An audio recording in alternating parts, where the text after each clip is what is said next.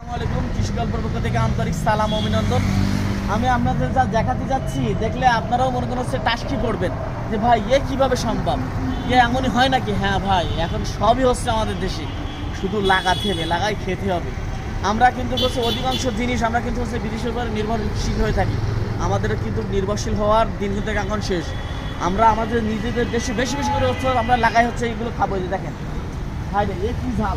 আমি আপনাদেরকে দেখাতে যাচ্ছি, যে দেখেন দেখেন, আপনারাই দেখেন, এই দেখেন, এই দেখেন কেন আতর ছড়াই এই গাছের, আপনারাই বলেন এর আতর ছড়াইছে।